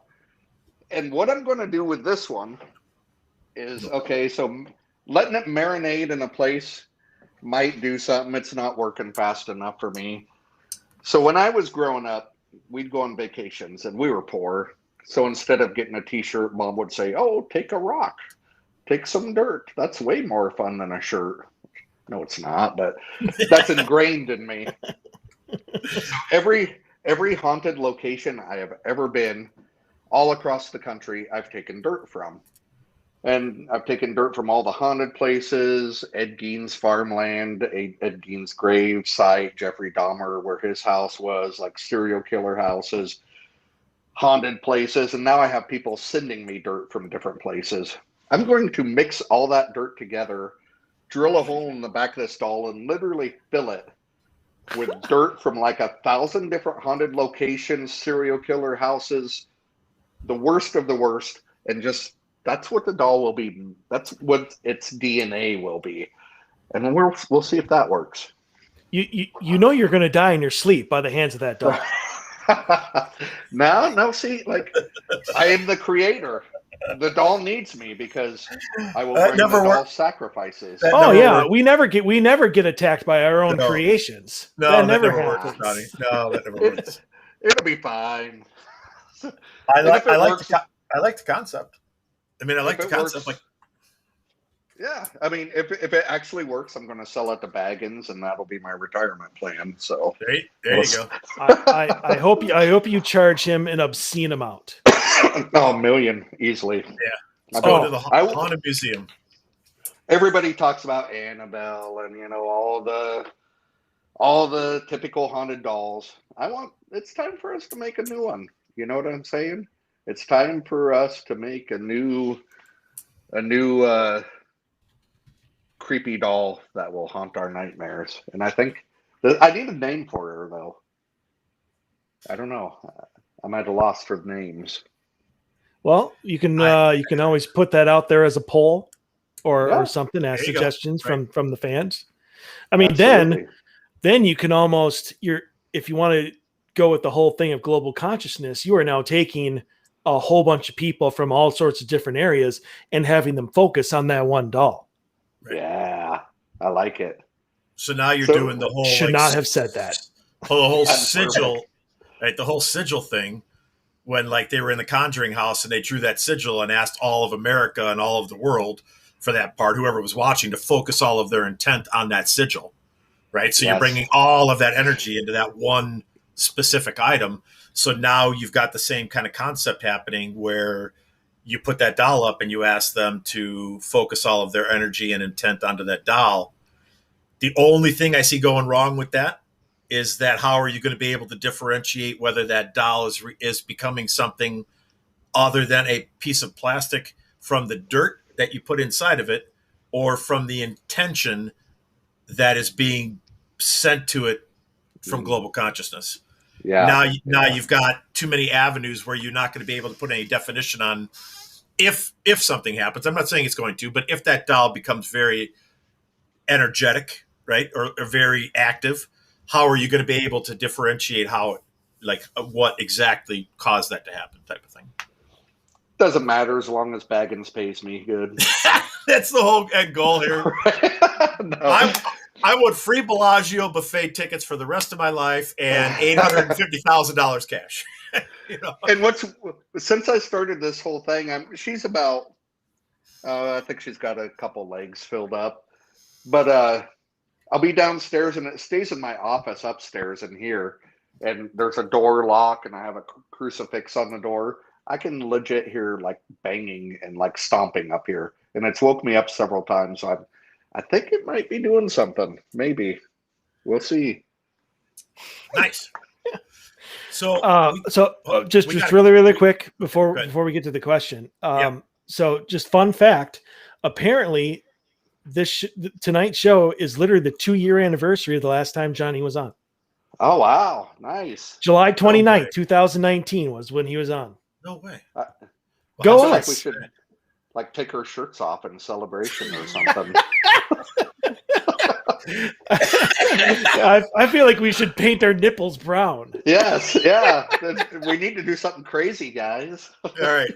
Well, while we're asking for our listening audience to give us ideas on whether we should paint our nipples brown, we have a question that came in that I'd like to throw out there. So Emma Jean said, do you all think you can get more interactions by just talking amongst yourselves and not questioning the spirits?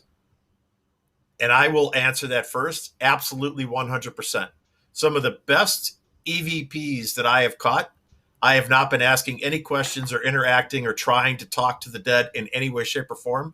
We have just been doing stuff or having an intent conversation in the room about a specific topic. And things have come into the room and wanted to join our conversation.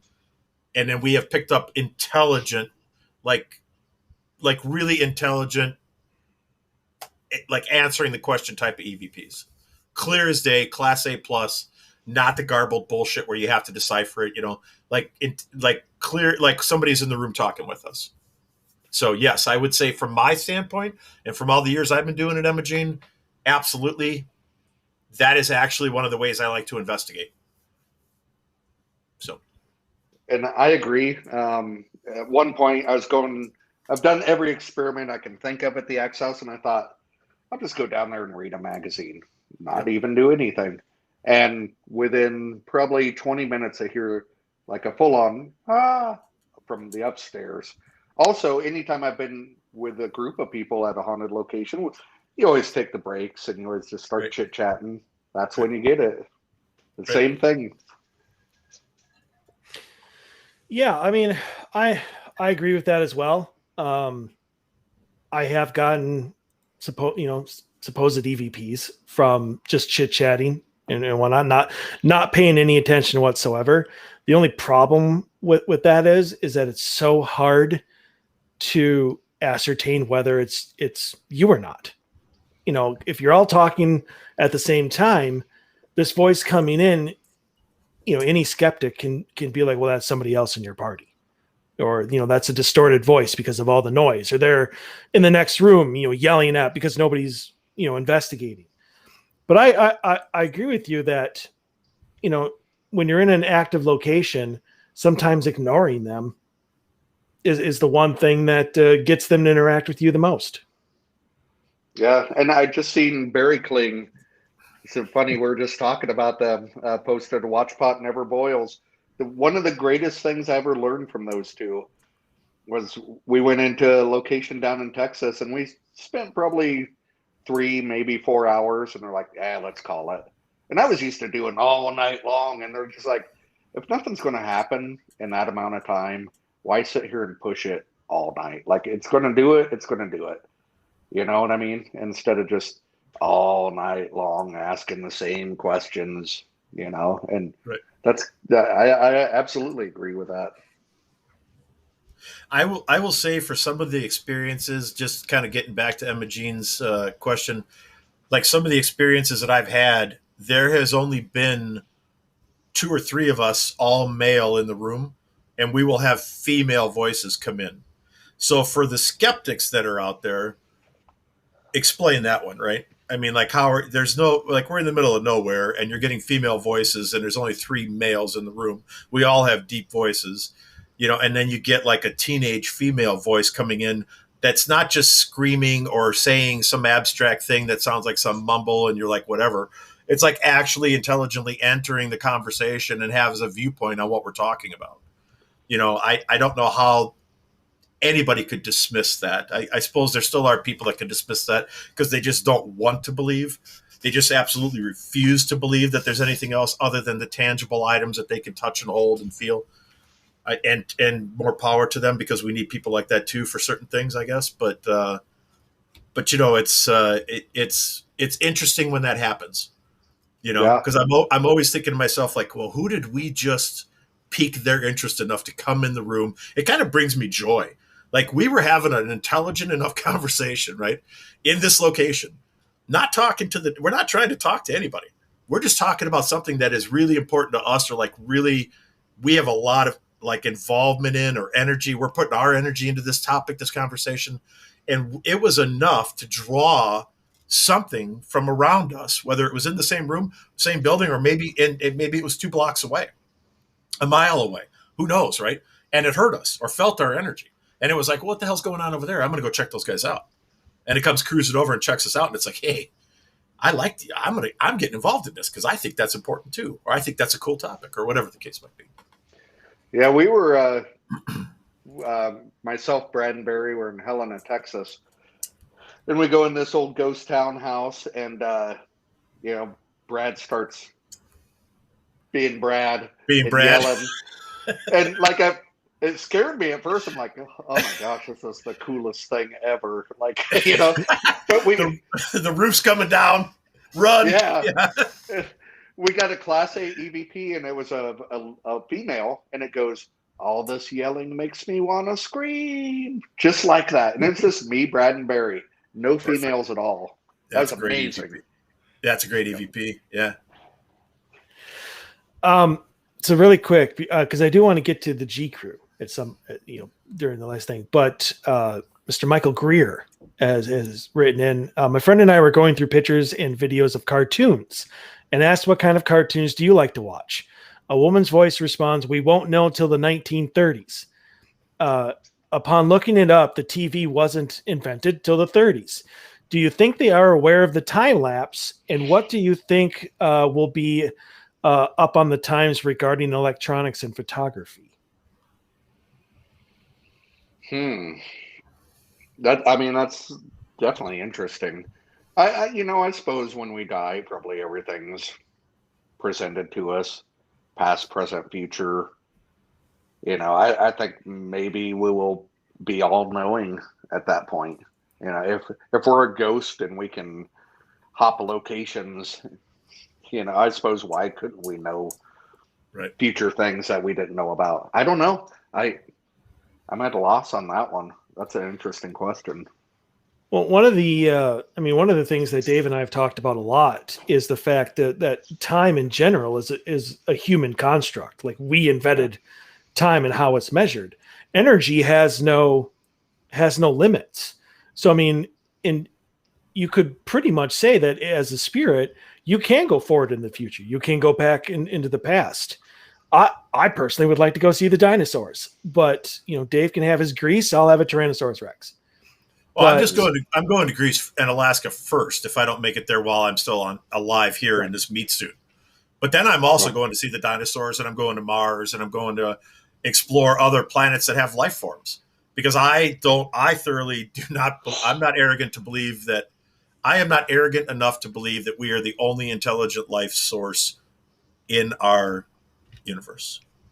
Not at all. No way. And if they can see us, if they can hear us, then they can see and hear televisions at this point. You know what I mean?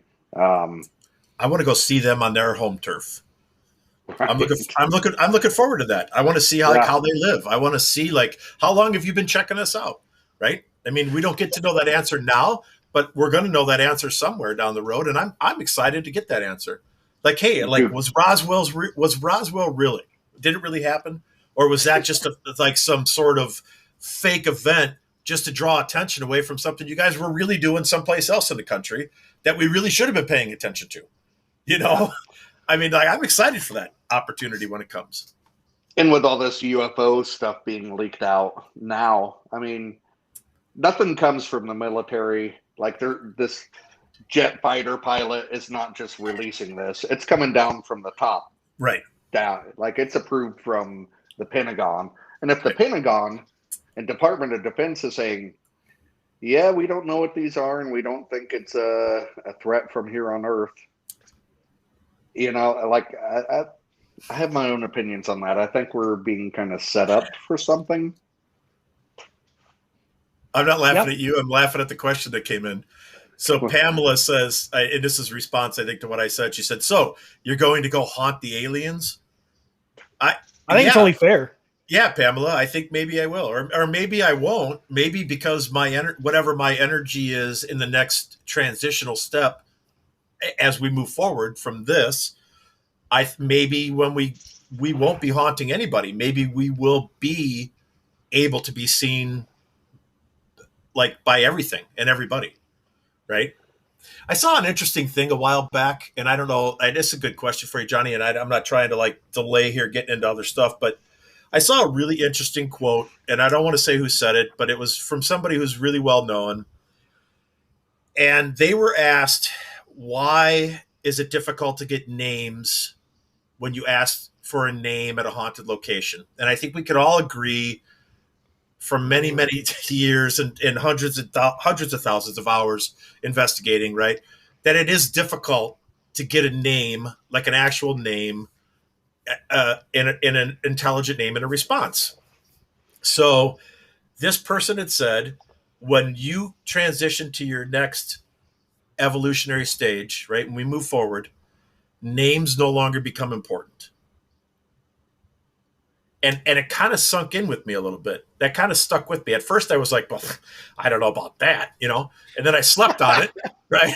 And then I kind of slept on it. And then I kind of let my mind open up to it. And I was like, well, maybe, right? I mean, because if we're just energy, why do we have to put a name on ourselves, right? We put a name on ourselves because society says we have to name our kids. Like, we have to have a name. You got to have a name, right? Got to have an address, got to have a name, got to have a phone number. Otherwise, you're not part of society, right? So what if we don't need that shit anymore? Maybe what if that's just something that we created as mankind, that this constrictive type of thing that we said we have to have it. But when we move forward and we start living our next lives, then we don't have to have that. It's not important anymore. Who cares? It's you're whoever you are. It doesn't have to be a name. Yeah, I absolutely believe that. Like, at that point, what does anything matter? I mean, is somebody going to call you on the phone, or you need a bill sent to you? Like, what? It has no bearing on you whatsoever anymore. Right. Yeah, that's interesting. That's a neat little way to think about it. I kind of chuckle a little bit when you were telling that, Dave, because that was 100% like a stoner type question. It's like, just take it in like, what if when we die, we don't need names? Whoa, man. I'm sorry, but I mean, you have that's a very good statement and it's a very good question, but for whatever reason, I'm just the way you're doing it, I'm just like, that is completely like, you get stoned and you're just like, yeah, what about this? I might have asked that question back when I was smoking an ounce a week. I don't know. So it could have possibly been the question I asked that I just happened to see again, and it sparked my interest. I don't know. But I had a conversation with a guy that was probably high, and he goes, so what if the light you see when you die is actually the operating room light, and you're come out as a baby and you're crying because you were just killed in a past life? It's like, ooh, instantaneous rebirth. Yeah, I don't know, it's like, that's a deep thought, right? Yeah, very much a stoner thought. Yeah, absolutely, a deep one. Maybe they have the best thoughts. Yeah. I can't get my head around that one. No. But maybe that's because I've never been stoned. I don't know. But okay, so with the 8 minutes that we have left, because I think last time you were on, this didn't exist. No, but it didn't. You guys were working on it. Right. So, you, Nick Groff, Josh Hurd, who was mentioned earlier, and Chad Lindbergh have formed the group that your little boy band called the G Crew. And I'm interested though, because like I understand, like you and Josh, you're both in Iowa. You both have ties to Melbourne Manor. Nick has been there. I know he's a good friend of yours. But like Chad just seems to be, and I love Chad to death. But how did that, like, you four decide to come together? Okay. So, and with the boy band thing, Josh and I always talk. Josh and I are like, if G Crew was the Beatles, we would be George and Ringo. We would be the two on the back of the album cover with John and Paul on the front. But so it was like right when lockdown started. Nick and I we text every day, and he texted me a link of an MMA fight, and it just popped in my head. It's like, dude, why aren't you doing a podcast? He's like, I've always wanted to. It's like, well, let's do it. And within an hour, G Crew was formed, and we're all buddies. And it was just like what we were doing anyway during the lockdown. Just us four would sit and talk and be dumb idiots and drink beer. And it's like, why don't we just put this out? And so, I mean, it was just like a fluke thing. Josh was, when we called, so Nick and I talked about it. It's like, let's do it. So then we called Josh, and Josh was actually on the toilet when we called. Naturally. So, I mean, that's just. But he still answers, right? Yeah. Hey, what's going on, man? I'm taking a dump, but hey. He's like, hey, brother. I saw it was you. Yeah, cool. I'm in. And then it's like, Nick was like, let's get Chad. And I have known Chad for a long time, since Ghost Stalkers. And actually, Chad and I were at an event together in Kansas City, and it was like, Chad, and our booths were right next to each other. It was like, Chad, you and I need to work together. Like, why? Because we had this bromance going. And he's like, yes, we do. Let's put it in the universe right now. And it's like, I don't want to put it in the universe. I just want to actually do it. And boom. I mean, it was a fluke that was pretty much what we do every day anyway. So we thought we'd just throw it out to the public. You guys did a lot right at the beginning, but now that things are opening up more, like I don't see a lot of a posting or shows by you guys a lot. Have you just kind of gone about your separate ways or doing your own thing now? No, we're still a thing. We did in true Nick Groff fashion. It's like okay, we got 4 interviews today. We got 5 tomorrow. So we probably have 80 plus interviews still waiting to be edited. And my son's actually doing all the editing for all of those. Like the little Patreon things where we'll just go live, that's just kind of a for Patreon type thing. We got a lot of stuff that's being edited and still on its way now. And it kind of slowed down because Nick's been super busy with Deathwalker doing a lot of filming. And it's like, if we all can't be there, then, we'll just wait till you're done filming and then we'll catch up again. And right. Yeah. So what's next for you? Like, what are you doing now besides, setting up your own murder by your doll? Right. I've actually just kind of fell back into, like, this year, no events were scheduled or anything, and I didn't want to schedule anything because not knowing if it's going to get rescheduled again. So this year I just dove right back into doing Axe House tours, and I've been there 7 days a week, telling the old Axe House stories like I did 20 years ago. It's kind of fun. I kind of enjoy, just sticking at home and walking over to the Axe House and doing that. I'm lining a bunch of stuff up. I filmed for 3 different shows already since lockdown ended, and they'll be coming out within the next 5-6 months, something like that. Any of them that you'll tell us about? Are you allowed to? Destination Fear. It'll be the season finale, the episode. Deathwalker. Coming there. Yeah, Deathwalker. I'll be doing a thing with BuzzFeed here in the near future. Oh, yes. And a lot of just really strange to me, a lot of like like YouTubers.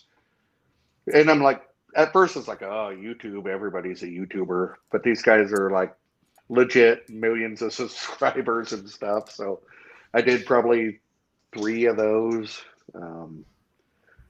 It's been nice to get back in front of the camera and kind of do that thing again, back to a little bit of normalcy. So I filmed quite a bit of stuff that'll be coming out here in the next few months. Sweet. So, question for you quick here. You had said earlier that Villisca seems to be, after we were talking about the whole like quiet for 5 months type of thing, that it seems to be more active than it has been in the last 20 years. So as kind of a promotion to you and a shout out to the rest of people who are interested in visiting a haunted location, would it be in people's best interest, if they have not been to Villisca, to book a Villisca trip now, in your opinion? For sure. Like, I think we're actually looking at January before there's even an open date at all. Good. That's good to hear.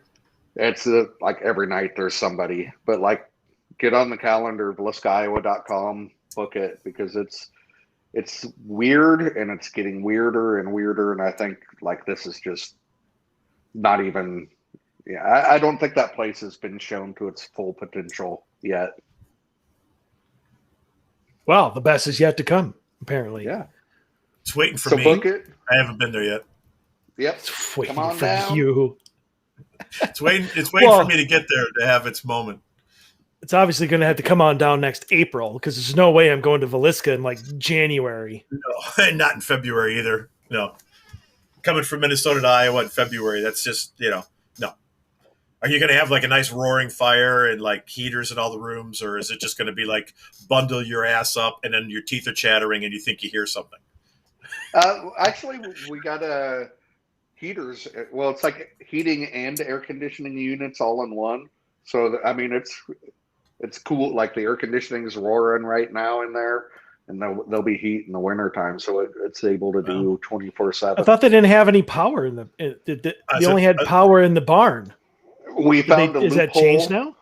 No, it's still no power in the house. We dug a line into the ground and put a little power pole right outside of the window so we could plug the air conditioners in. A little loophole. So there you go. Nice. I was saying, because I remember there was nothing in there before. People would be like, "Yeah, no, in the summertime it's hotter than shit up there on the second floor." You know, there's no air movement whatsoever. You know, and it's cold as hell in the wintertime. And I'm like, no, it's going to be like in the early summer, late fall. Yeah. When it's like 70 outside. That's when I'm going. Oh yeah, it's good to go anytime, and it's been kind of fun just being back at the house this year because it'll be like young teenage kids, and they'll walk in and they'll look at me and they'll like start laughing, and I'm thinking, do I have something hanging out my nose? Like, what's happening here? And they're like, oh my gosh, you're the guy from that one show. I'm like, oh yeah. It's a nice little ego boost of like that's this me. Teenager knows who I am. This 14-year-old. That's cool. That's cool. I'm relevant. I'm just going to leave because we're out of time. So I'm just going to leave with this sentiment: is that you've made it in the celebrity biz when you can just casually start talking about things you like Doritos or Skittles. And then they go and buy it for you. Oh yeah, that would be. Hey, I love Busch Light a lot, guys. There's going to be people that's going to send you 12 packs now. You got to get the aluminum bottles that support the corn growers. I don't know if you saw this or not, but they got the pint bottles that money's going to support the farmers. Yeah, with their little corn cobs. Right, on with them. the corn cobs up on the aluminum bottles. Right, so. I'll go buy some right after this. Johnny, thank you for coming on. I really appreciate it. Absolutely. And we'll have you on again because now we have another update on whether you're still alive or not with that doll. Yes. Yep. This one, it may just be an interview with this girl by herself. By that time, I'm sure she'll be able to give one. So my love for dolls will tell you that absolutely not. That is not ever going to happen. I'm not going to interview a haunted doll. I will not be on the show that night. Yeah. So perfect. Mike wants to do that. Perfect. I won't be there. I will. So all right. Well, that does it for us. We'll be back here next week with the amazing Elizabeth Saint is coming on next week to give us another send off. So we'll see you then. Everybody. Stay healthy, stay safe, get your vaccine if you haven't yet. And we want to see you back here next week. Everybody have a good night.